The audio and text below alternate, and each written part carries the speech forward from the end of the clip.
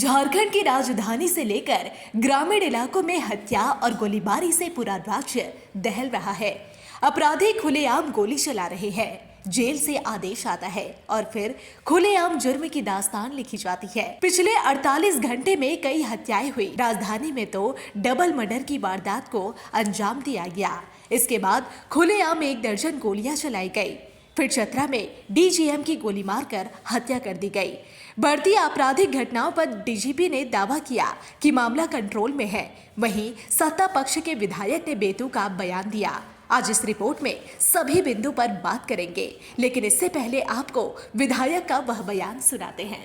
इसको जांच का विषय है, जांच करके प्रशासन लॉ एंड ऑर्डर तो ठीक है, सरकार देख रही है इस मामले को और जांच करके कार्रवाई करेगी। तो लॉ एंड ऑर्डर बिगड़ा है ना, लॉ एंड ऑर्डर की स्थिति बिगड़ी है ना। लॉ एंड ऑर्डर देखिए, ये घटना तो जब इतनी बड़ी जनसंख्या है तो घटना कुछ न कुछ तो होगी। ये है राजद के विधायक संजय सिंह यादव।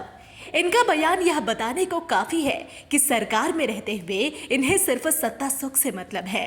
राज्य की जनता को लेकर कितना संवेदनशील है, साफ साफ दिख रहा है। चेहरे पर मुस्कुराते हुए यह बोल देना कि आबादी है तो इतना होता रहेगा, यह कितना सही है। वहीं जब मंत्री से भी जानना चाहा गया कि राज्य की विधि व्यवस्था चौपट कैसे हो गई, इस पर इनका भी घुमाकर बयान सामने आया। मंत्री जी का मानना है कि क्रिमिनल कोई बोल के थोड़ी आता है, इसमें सरकार क्या कर सकती है।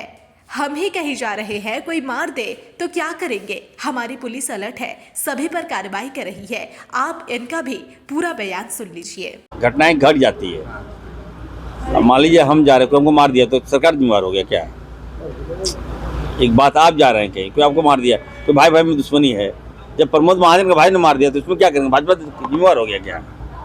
प्रमोद महाजन जो बड़े नेता थे, पता है ना आपको, भाजपा के सीनियर नेता थे, उनके भाई ने उनको गोली मार दिया, बताइए, खेद नहीं है तो उसके लिए क्या सरकार जिम्मेवार हो जाएगी? घटनाएं घटती है, लेकिन हाँ, इस तरह की प्रवृत्ति द्वारा नहीं हो। सरकार, हम लोग हैं, सरकार चौकस है और हम लोग क्राइम पे हम लोग लगाम लगाए हैं। आज पीसफुली है, हमारे देखिए सारे बच्चे सेफ घूम सकती हैं, बच्चियाँ घूम सकती है, रात बिरात सब सेफ है, कहीं कुछ नहीं। अब मैं रात में रोज़ आता हूँ, आज जाऊँगा परसों फिर लौटूंगा। देखिएगा जो फ्लाईओवर बना है, रात में 3-3 बजे भोर में आता हूँ, सारे बाल बच्चे लोग घूम रहे हैं वहाँ पीसफुली, कहीं कोई क्राइम नहीं है। एक और मंत्री है सुदेव्य कुमार सोनू। जब इनसे पूछा गया कि साहब क्राइम अनकंट्रोल कैसे हो गया, एक पूर्व विधायक पर हथियार तान दिया गया, तो ये और भी आगे निकले। कुछ बोलना ही मुनासिब नहीं समझा, सीधे बोल दिया मुझे जानकारी नहीं है और बचकर निकल गए। देखिए, लॉ एंड ऑर्डर राज्य के विषय हैं और निश्चित रूप से सरकार अपनी जवाबदेही को समझती है और हेमंत सोरेन की सरकार झारखंड के भूभाग में लॉ एंड ऑर्डर मेंटेन करने के लिए प्रतिबद्ध है। दुर्भाग्यपूर्ण कुछ घटनाएं घटती हैं, उन घटनाओं पर हम लोगों की भी संवेदना है, लेकिन विपक्ष के घटनाओं को खड़ा करने के सवाल पर भी हमारे सवाल हैं। कोयला कारोबारी के विरुद्ध हुई आपराधिक घटना का जिक्र सदन में नहीं हुआ।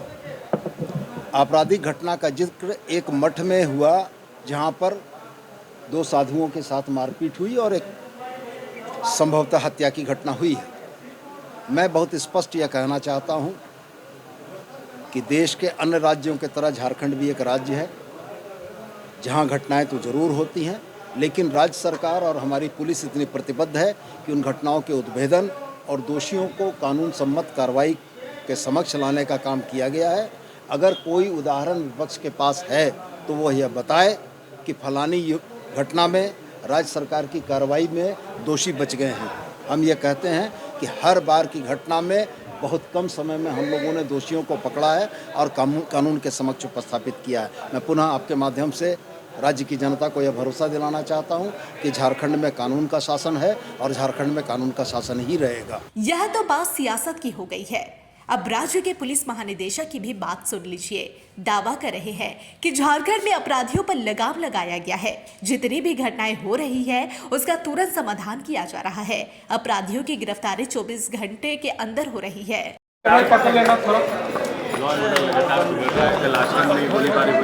सब पकड़े गए उसमें, 11 आदमी पकड़े गए। हाँ, उसमें भी पकड़े जाएंगे, उसमें भी आदमी चिन्हित हो गए किन्होंने किया है, वी हैव आइडेंटिफाइड, पकड़े जाएंगे उसमें।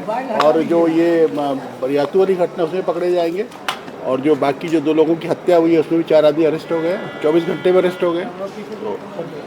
बरियाती वाले में क्या अपडेट है सर?